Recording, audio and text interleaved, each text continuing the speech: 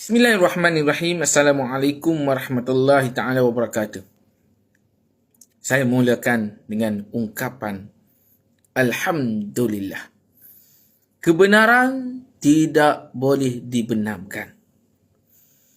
Fakta akan terus menang walaupun ditekan dengan kuasa.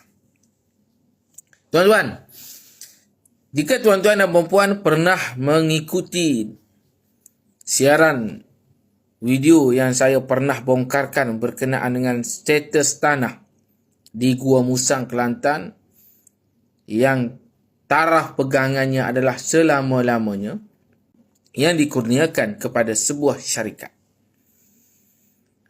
Selepas saya mendapat salinan geran tanah yang Kerajaan Kelantan kurniakan kepada sebuah syarikat yang bukan rakyat Kelantan, dan pihak Kerajaan Negeri Kelantan telah membuat laporan polis terhadap diri saya.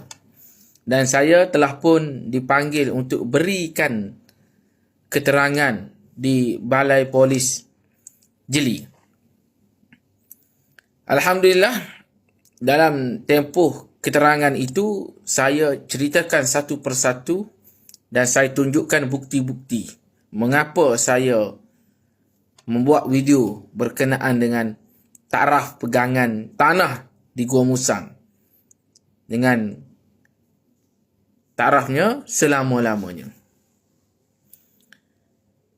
Dan apabila pihak polis siasat, keputusannya adalah NFA, No Further Action. Kerana apa? Kerana pihak Kerajaan Negeri Kelantan gagal untuk mengheret saya ke peringkat pendakwaan di mahkamah. Sebab apa, sahabat? Sebab memang ada geran tanah. Dan geran tanah itu pada tahun 2018. Siapakah yang berkuasa atas tanah di Kelantan adalah Kerajaan Negeri Kelantan. Siapakah yang berkuasa untuk mengeluarkan geran adalah pejabat tanah.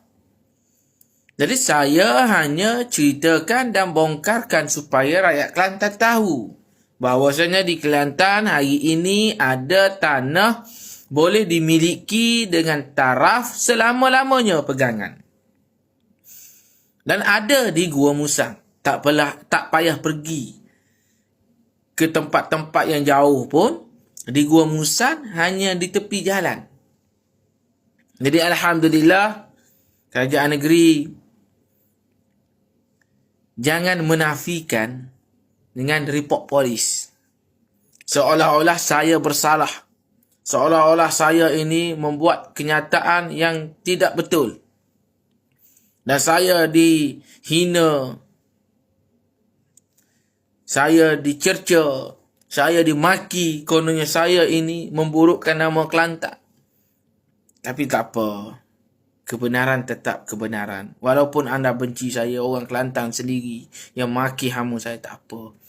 Sekarang ini, kes ini NFA. Report yang dilakukan untuk saya itu, akhirnya polis dah siasat. Dan hari ini terbukti bahawasanya Kerajaan Negeri Kelantan mengurniakan tanah kepada sebuah syarikat dengan pegangan selama-lamanya.